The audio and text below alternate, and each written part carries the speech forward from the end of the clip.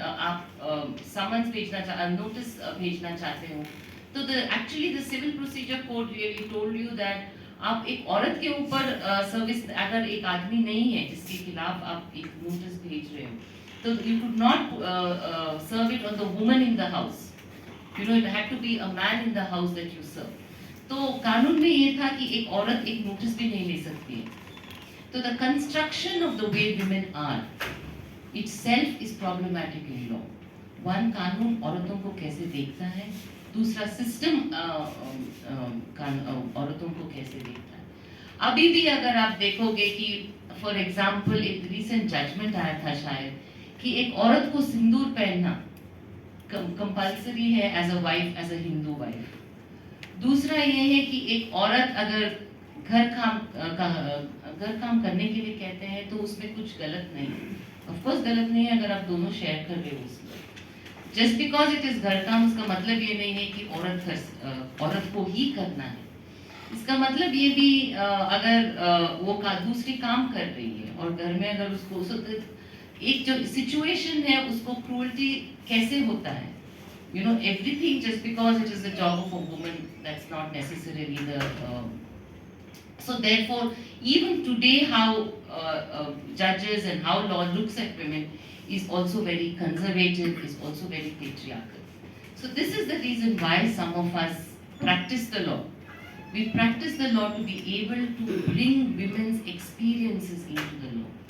अगर आप अभी इवन इन स्मॉल टाउन्स, अगर आप रूरल एरियाज में देखोगे कि how are petitions for divorce drafted, आप ऐसे ही लिखोगे कि मैं एक बहुत अच्छी हिंदू बीवी हूँ और मेरे ऊपर ये सब हो रहा है.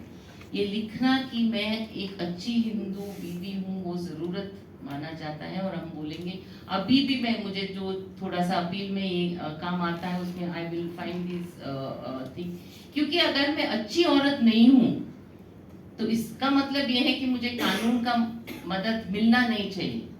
सो it's very very so the manner in which we lawyers also draft. तो उस सिचुएशन में अगर मैं एक अच्छी औरत हूँ इसके वजह से मुझे अधिकार मिल रहा है, अगर मैंने 2-3 गलत काम कर दिया कि फॉर एग्जांपल एक बार मैंने जो ग्रेवी बना रही हूँ, घर पे खाना बना रही हूँ, उसमें ज़्यादा नमक डाल दिया, या मुझे भी थोड़ा गुस्सा आया और जब मेरी सास बहुत चिल्ला रही है, मैंने भी 1-2 बार उसको वापस जवाब दे दिया, तो फिर वो क्या हो जाता है, I become this bad woman. क्योंकि मुझे ये टेस्ट जो है, जो कानून, जो जजेस और जो वकील मुझे ये टेस्ट पे डाल रहे हैं वो है ऑफ अ गुड वुमन. अगर मैं रेप विक्टिम भी हूँ, अगर मेरा कैरेक्टर अच्छा है, मुझे किसी और के साथ रिश्ता है वगैरह वगैरह, it often weakens my case even if it was of sexual harassment or sexual assault. So this good woman is a structure that, so therefore the idea of as lawyers, as judges, हम कानून में क्या लाते हैं, जो समाज में है, समाज का सोच जो है उसी को हम लोग कानून में लेके आते हैं. तो एज फेमिनिस्ट लॉयर्स हमारा काम ये है कि हम औरतों की जो दृष्टिकोण है, औरतों की जो स्टोरी है, औरतों की जो अधिकार है और कानून है उसको कैसे कंस्ट्रक्ट करें. औरत की जो जिंदगी होती है उसको एक लीगल ड्राफ्ट में कैसे डालें. So that, so for example, I mean, be it in what is it, even in cases of sexual harassment at workplace, अगर आप कमिटी में बैठे हो या अगर आप एक अपील फाइल कर रहे हो या एक रिट डाल रहे हो, even in that often the defense that comes from the other side will always be on the character of the woman. Okay? वो ऐसी थी, वो वैसी थी वगैरह. सो देयरफॉर अगर मेरी कैरेक्टर डिमिनिश हो जाता है तो मेरा अधिकार जो मुझे मिलना चाहिए, मेनी टाइम्स हम लोग क्लाइंट्स को बोलते हैं ये सब हम लोग बताएंगे नहीं.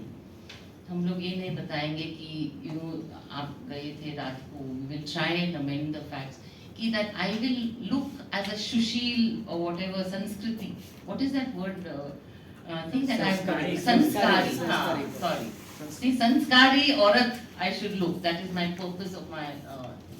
So how do we change that law? So therefore, that is what we call a feminist approach to law, or a women's approach to law. That is that to be able to say that I am a full citizen of this country. I'm not a half citizen. A man is always a full citizen, whether he is good, bad, ugly. But for me to become a full citizen of this country, I have to be morally good. Even now you will see judgments of High Court as well as the Supreme Court, where the moral character of the woman becomes supreme, whether it is family law, sexual assault, sexual harassment, whatever that may be. And this is especially so in family law. So the subject today I have is what are the recent trends of family law. So when we say recent trends of family law, अगर हम लोग वकीलों की तरह सोचेंगे, that we will say that what are the recent judgments which are new, which are judicial trends of the law, which has an impact on women's lives. But for me, what is important is that there is a certain trend, both judicial, legislative, social, as well as political. All of these four जो हम बात करते हैं कि legislative trend जो कानून बनाते हैं, whatever, judicial trends, what are the judgments passed by the higher court, Supreme Court, what is the political context in the country. For example, whether it is right-wing politics, which makes law and society a little more conservative, much more conservative, and as well as social realities of the society today. For example, I don't know, it was a few years ago when the head of RSS, I think, I forget his, Mohan Bhagwat, thank you. So Mohan Bhagwat said that the place of a woman is in the kitchen. कि वो उसको kitchen में रहना चाहिए, घर काम करना चाहिए, and that is where she should be. So you often hear these conservative comments coming. क्या पहनना चाहिए, क्या नहीं पहनना चाहिए. I think तमिलनाडु में कहीं एक कॉलेज में बोले थे कि आप क्या skirts नहीं पहन सकते हो. So this conservatism is not merely it does not remain only in society. It comes into the law. It comes into the legislature, it comes into the judge's head, it comes into the police head. So therefore, whenever we go before these authorities, or whenever even we think of drafting laws, giving comments in newspaper, wherever, it can be a local newspaper, whenever if you're going to do workshops, to think from the point of view of women's rights, and to think of from the point of view of women as complete citizens of this country, requiring a complete rights and access to law and justice. Now, why do I say what are these trends that are seeming to be, of course, क्या हम लोग विश्व गुरु बनने वाले हैं या already बन चुके हैं, I don't know. या हम लोग बोलते हैं कि हमने ये हाईवे किया है, वो हाईवे किया है, एक पॉइंट ऑफ कंट्री से दूसरी पॉइंट तक हम लोग whatever straight road highways किया है, we have these flyovers, we have make in India. So you feel like जब आप देश को देखते हो, शायद लगता है कि अरे बाबा हम लोग we're going straight into the 26th century or something like that, we'll go straight into space. But at the same time, when you open newspapers, when you open case laws, etc., and you see a certain conservatism that actually seeps in.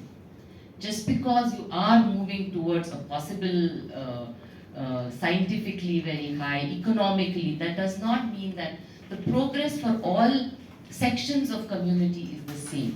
इसका मतलब ये नहीं है क्योंकि हमारे पास एक औरत है जो what rocket इसमें काम कर रही थी, या it does not mean that ये जो है ये सब औरतों के जिंदगियों को भी बदला है. Actually मुझे लगता है कि अगर आप देखोगे कि last 7-8 years actually जो changes आया है, they've actually been a little anti-women. एक हाथ से हम लोग बोलते हैं कि बेटी बचाओ और क्या Beti Padhao Beti Bachao. At the same time, you're actually taking away the rights of these very own betis. For example, let's look at the few legislative new laws that have come into. Like for example, the most recent one. किसी ने पढ़ा है uniform civil code Uttarakhand का? कैसे लगता है कि अच्छा है? यूनिफॉर्म सिविल कोड होना चाहिए कि नहीं होना चाहिए? हाँ? नहीं होना चाहिए. क्यों? कल्चर में डिफरेंट होता है तो फिर लॉ भी डिफरेंट होना चाहिए. लेकिन उन्होंने ये कहा है कि हम लोग कल्चर में इंटरफेयर नहीं कर रहे हैं, सिर्फ एक रजिस्ट्रेशन ऑफ मैरिज कर रहे हैं. किसी को लगता है कि होना चाहिए UCC? Nobody, huh? Everybody feels they should not be a UCC. That's excellent. Okay, but now it's not only a question of uniformity or it's also a question of equality. अगर आप देखोगे कि the manner in which Uniform Civil Code जो 2023 में draft हुआ है, तो उसमें उस कानून में होना क्या चाहिए? वो कानून भी मॉडर्न होना चाहिए. जस्ट बातें मॉडर्न होना या रोड्स मॉडर्न होना काफी नहीं है.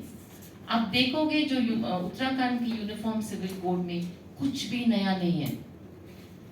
सिर्फ ये नया है कि वो हर कम्युनिटी को एक समान तरीके से लागू होता है, लेकिन समानता देता नहीं है. It only talks about maintenance, okay, matrimonial reliefs, does not even talk about what is it called matrimonial property. तो जब हम बोलते हैं कि we bringing in uniform civil code for this modernisation और न्यू व्हाटएवर, उसमें कुछ भी नया नहीं है. तो अगर हम लोग 2023 में या 2024 में अगर हम लोग एक कानून लिख रहे हैं, तो उस कानून actually must reflect where women have moved, और हमारा ये राइट्स का कंस्ट्रक्शन क्या है. तो you must at least have women's property rights, कि अगर एक लड़की का शादी होता है कि उसको राइट ऑफ रेसिडेंस तो होना चाहिए. अब 2023 में सिर्फ एक मेंटेनेंस का एक राइट देके आप वो कानून बंद नहीं कर सकते. वो एक चीज है. दूसरा ये है कि अगर आपको मालूम होगा स्पेशल मैरिज एक्ट और हिंदू मैरिज एक्ट में मेंटेनेंस में एक डिफरेंस है. क्या डिफरेंस है? वो maintenance law under special marriage act और हिंदू मैरिज एक्ट में एक बहुत बड़ा डिफरेंस है. वो डिफरेंस क्या है?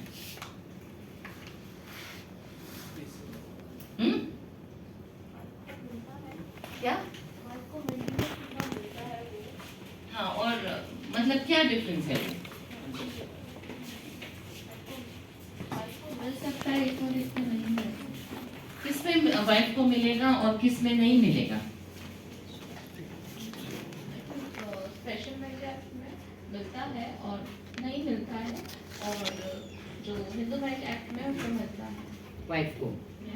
Anybody else? कोई दूसरा जवाब?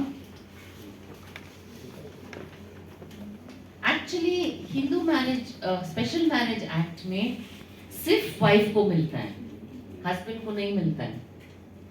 और हिंदू मैरिज एक्ट में दोनों हस्बैंड और वाइफ को मेंटेनेंस मिलता है. तो therefore even a husband can make a claim for maintenance. तो जब Uttarakhand uniform civil code draft किया गया है, तो दोनों को एक्चुअली वो मेंटेनेंस मिलता है. तो इसको जो हम लोग बोलते हैं कि फॉर्मल इक्वालिटी, मेंटेनेंस औरत को क्यों मिलता है? There were certain social and legal realities. एक की घर का रिस्पॉन्सिबिलिटीज वो बाहर जाके काम नहीं कर सकती थी. अगर बाहर जाके काम भी करती थी तो वो फुल टाइम वो शी कुड नॉट फोकस. उसकी करियर में अगर बच्चे you have children, you have parents to look after the care taking whatever, so your career sets back. And women had no source of income at a certain point of time. Even now, the number of women who actually have source of income is also still very low. काम करते हैं लेकिन हर काम के लिए औरतों को पैसा नहीं मिलता है. वो गांव में भी वो खेती में जाके काम करते हैं, लेकिन उनको कोई फैमिली की खेती में उनको कोई पैसा नहीं देते हैं। तो ऐसा नहीं है कि औरत काम नहीं करते, हर औरत, वेदर आवर मदर सिस्टर, हर औरत काम करती है, लेकिन हर औरत को उसका पगार नहीं मिलता है या उसको इनकम नहीं मिलता है। So there was a reason for maintenance being applicable only to women.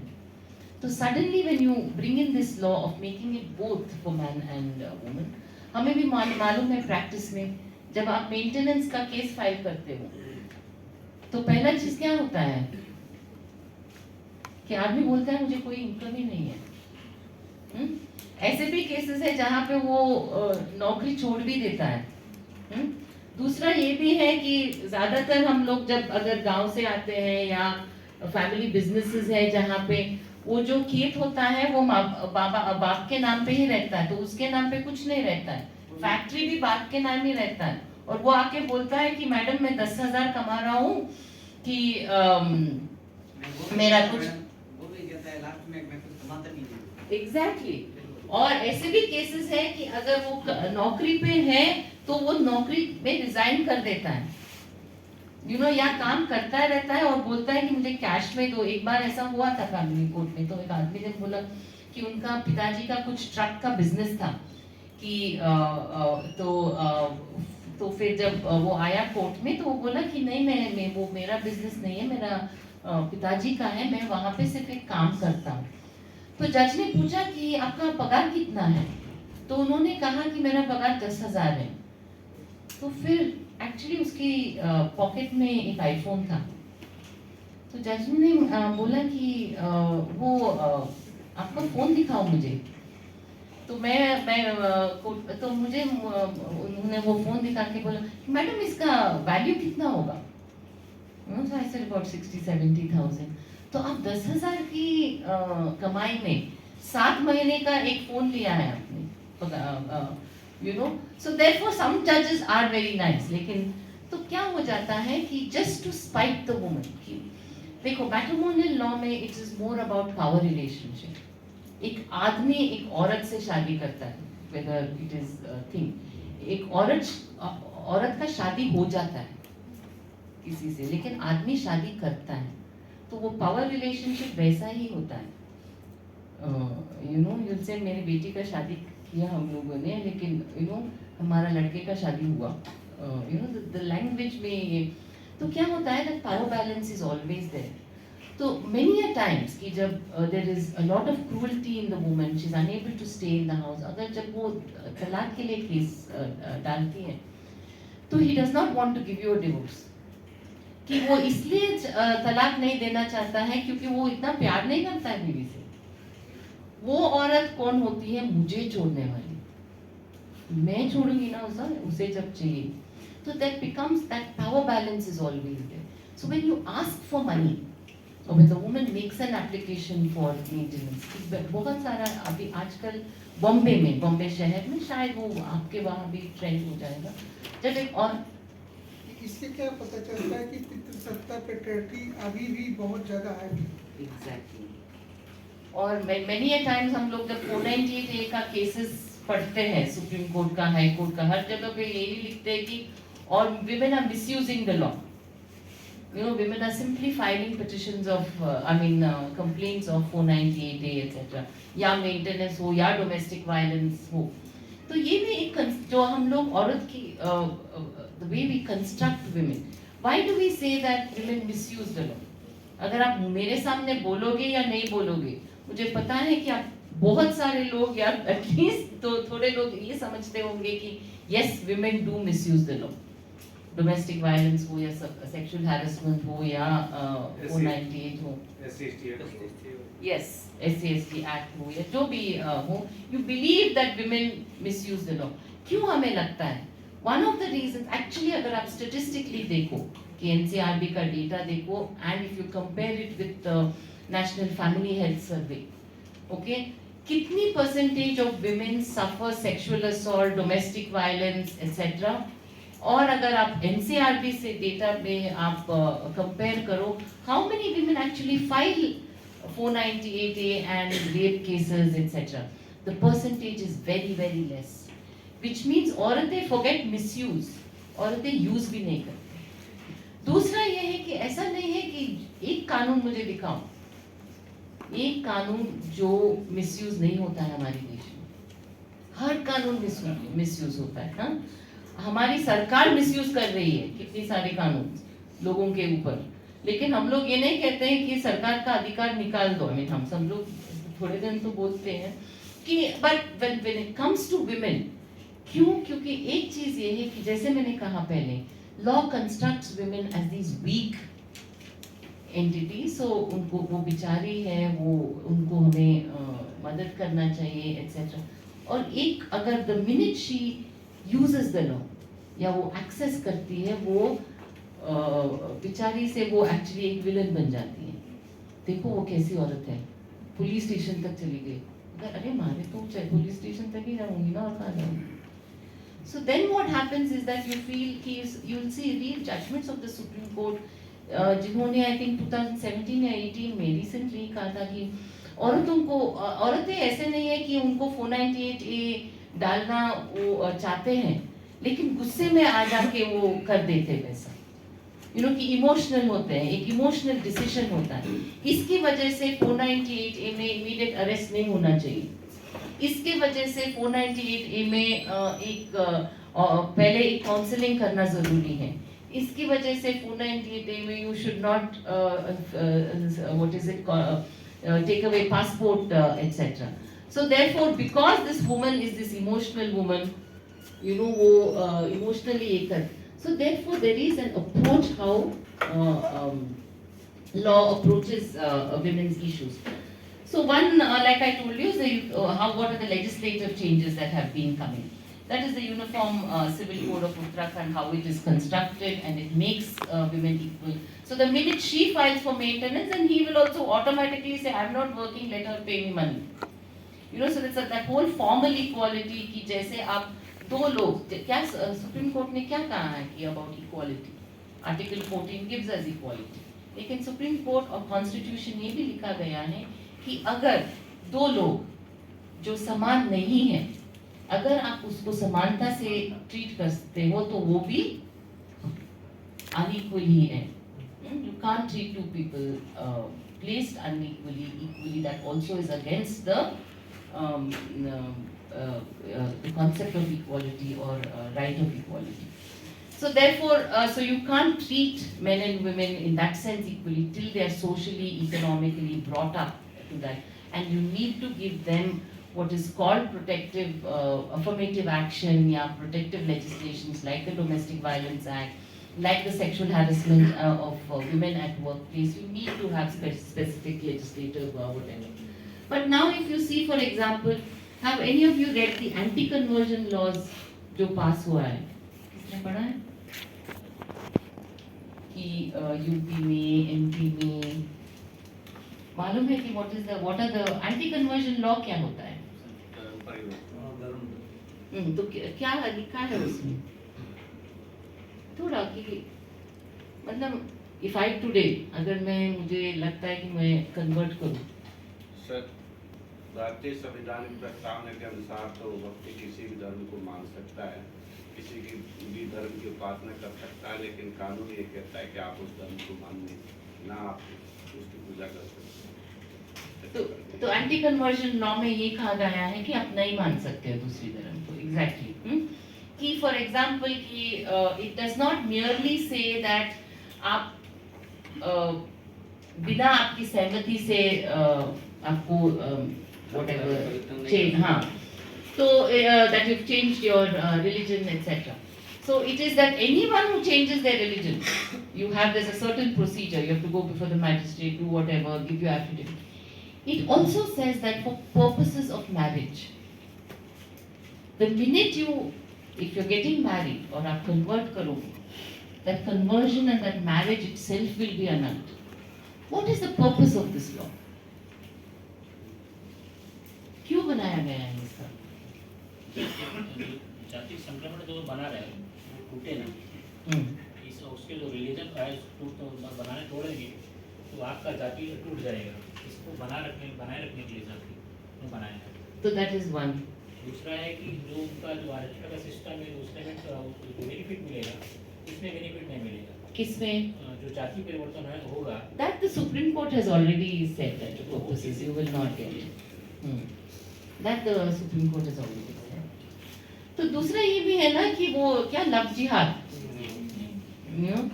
क्योंकि यहाँ पे ये लिखा गया है कि this in a lot of these laws, क्योंकि बहुत सारे स्टेट्स में ये कानून आया है कि if the woman is converts to whatever, then the law is a little more stringent. क्योंकि हमें लगता है कि हमारी जो whatever हिंदू महिला है या thing are running away with Muslim boys and converting to Islam. So it's also a way of controlling women and women's lives. Okay, that is also one of the reasons. And why जब एक औरत convert होती है या उसका conversion होता है, specially in the time of marriage, then the procedure is a little more stringent than what it is when a man converts. So therefore there's a difference in procedure for the man and the woman, even in these anti-conversion laws. Now the other law that has also come in is the criminalization of pronouncing triple talaq. Okay? Triple तलाक का supreme court ने already actually ये कहा था कि अगर आप oral triple तलाक इन वन सिटिंग आप दे देते हो, वो कानूनी तरीके से अवैध है। हाँ, there is no effect of that, और आपका शादी ये तलाक हो नहीं जाता है। So that was Supreme Court already set. So what was the new reason to actually bring in the anti-conversion law? तो वो anti-conversion law क्या कहता है कि अगर if you pronounce oral talaq in one sitting, then that act of yours of pronouncing talaq is a crime and becomes an offense. Okay, so when अगर supreme court ने ये कहा है कि आप ट्रिपल तलाक प्रोनाउंस करते हो तो उससे तलाक नहीं होता है, अगर तलाक ही नहीं होता है तो आप कौन सी वो कॉन्डक्ट है जिसको आप क्रिमिनलाइज करें? Okay, because there is no talaq. So just by saying triple talaq, I will not. So therefore there is. वैसे भी वो तलाक नहीं, तलाक बाइन है, तो वैसे भी तलाक नहीं है वो। Exactly. तो वैसे भी वो नहीं था, लेकिन प्रैक्टिस में होता था। तो प्रैक्टिस में ऐसा भी होता है कि क्या हो जाता है समटाइम्स कि फैक्स में बेचते थे, व्हाट्सएप में बेचते थे कि तलाक तलाक तलाक व्हाटएवर, और जो इस्लामिक कानून में वो तलाक नहीं होता है, लेकिन फैमिली और सोसाइटी अगर वो मानते हैं कि तलाक हुआ है, then the woman can't do anything. Okay, then she also had to agree that it was. Therefore, the need for women's groups या जो भी गए थे, और सुप्रीम कोर्ट ने एक क्लैरिफिकेशन लेके आए कि that talaq is not valid under law. So it was more a declaration in that sense of what already was there in the law.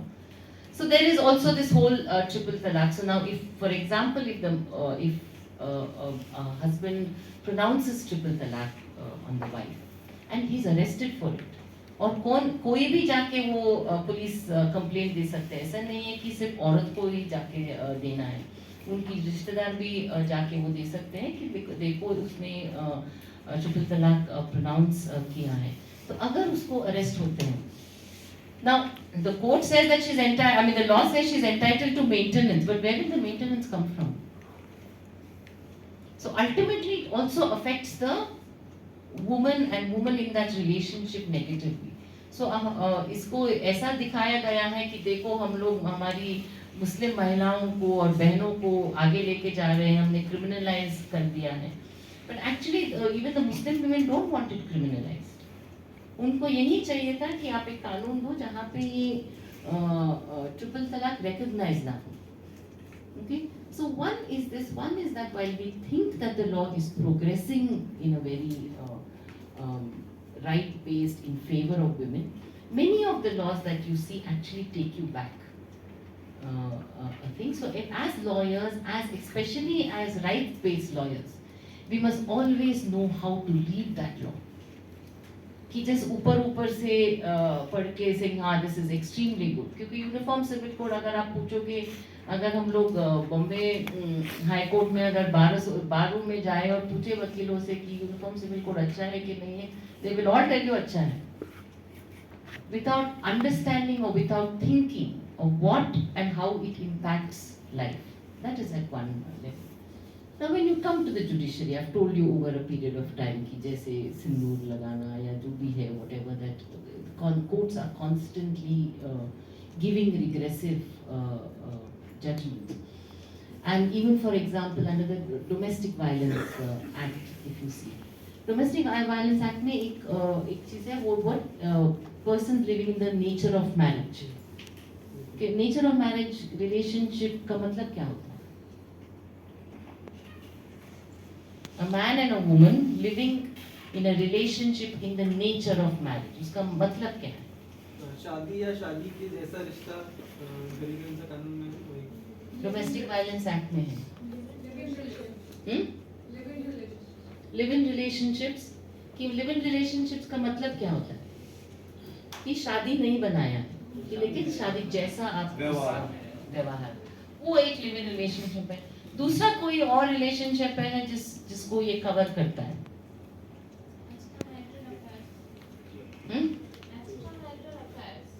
Extra marital affairs, okay. One is live in relationship, दूसरा extra marital affairs. Anybody else? ये एक और relationship को cover करता है, वो है second wife, दूसरी बीवी। दूसरी बीवी जो हिंदू कानून में है, क्योंकि दूसरी बीवी मुस्लिम कानून में तो उसको बहुत अधिकार है, जो फर्स्ट वाइफ को रहेगा वही रहता है, क्योंकि they allowed to marry more than once. कि हिंदू या क्रिश्चियन वाइफ्स जो दूसरी बीवी है, तो वो दूसरी बीवी है लेकिन उसके शादी हुआ है, सोसाइटली शादी हुआ है, लेकिन कानून उसको रिकॉग्नाइज नहीं करता है। तो जब वो एक कानून लाया गया था कि in the nature of marriage, वो सिर्फ लिव इन रिलेशनशिप को प्रोटेक्ट करने के लिए नहीं था, it was also to protect second wifes of Hindu community. वो जैसे extra marital, so that was the idea. It was also to protect this extra marital affairs. अगर एक आदमी जो शादीशुदा है और वो दूसरी औरत के साथ रह रहा है बिना शादी का, वो औरत को भी एक्चुअली अधिकार देना वो उसका उद्देश्य था।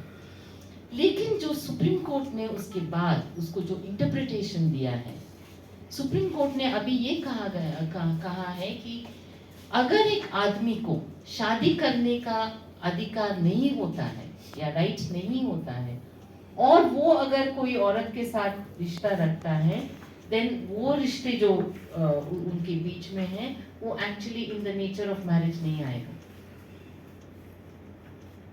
तो literally diluting the entire law, taking away the law entire. So for example, अगर एक आदमी जो सिंगल है, जिसका शादी नहीं हुआ है, अगर वो किसी और लड़की के साथ लिव इन रिलेशनशिप में रहता है तो उनको डोमेस्टिक वायलेंस लागू होता है। और अगर एक शादीशुदा आदमी एक औरत के साथ रिलेशनशिप रखा है और वो लिव इन रिलेशनशिप में है, that woman is not covered, okay, because he does not have the capacity to